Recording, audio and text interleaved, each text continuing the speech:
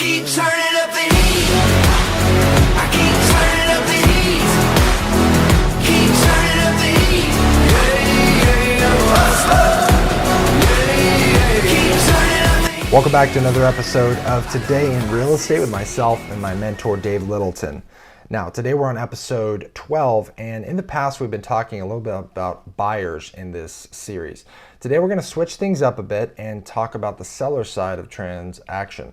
Now, during this global pandemic, we've seen that from a seller's perspective, they do stand to benefit somewhat when it comes to the overall transaction.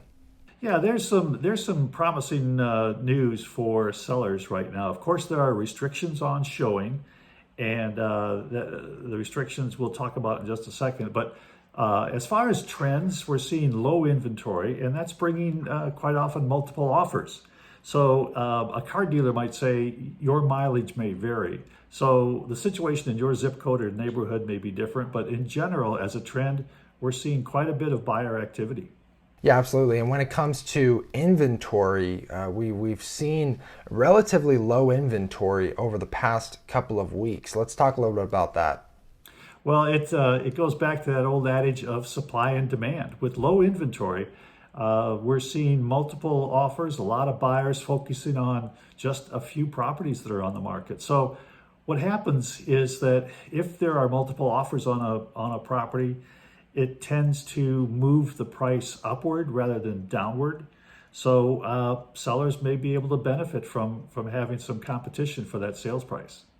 Right, and regarding those homes that are on the market, we have, systems in place. It's been quite a few weeks now into this global pandemic, and there are systems in place and showing instructions that are going to be there to protect everyone and really just keep those health and safety standards real high. Yeah, there's definitely COVID-related protocol for showings. An example is the agents, the buyers, the sellers need to fill out a form ahead of the showing date. So it's a day or two before showing. And in that form, they commit to the fact that they're free from any virus and that they're willing to take the necessary precautions with the protective gear, meaning masks, gloves, booties, and sanitizers. And we're very careful on what we touch when we go into a property, and we can only have one or two buyers at a given time. And also, when it comes to selling your property, if you have, possibly underlying health conditions or an elderly family member who's been living in the home, and there's just that level of uncertainty there, you're not restricted to just the protocol that we have in place. The seller can make rules and restrictions as well when it comes to showing the property. Sure. The seller can set restrictions on showing times, the days of a showing, the length of a showing. And there's a situation where the seller can say, I don't want anybody coming in. We're not going to have any showings until we have an accepted offer. And people say, well, I'm not going to buy a house sight unseen.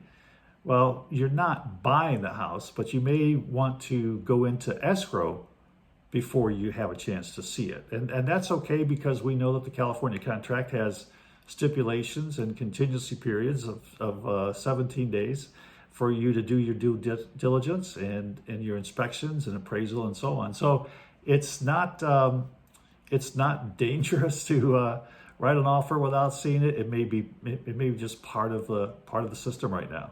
Sure. And we've also seen from the California Association of Realtors that they are not allowing any open houses in Southern California.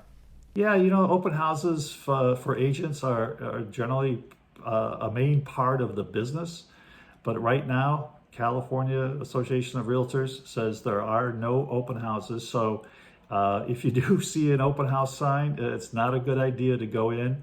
It's not been approved by the state. Right, and one thing I want to bring up as well, for those sellers that are, of a senior age or are a member of AARP, we do have a special program in place for them as well, just to help them with their process. Yeah, that's a benefit of the size of our holding company, Realogy. It's so big; it's a global company, and we have a situation with AARP and with Amazon, really. But for AARP, there are some finance incentives that a seller can sign up for. And finally, when it comes down to getting your home off the market, we have all kinds of strategies in place. We have a strategic marketing plan. We have an incredible team over at Coldwell Banker who has really gotten creative and hunkered down on this whole global pandemic, just to go out there and help you get your home sold in the right amount of time and at the right price.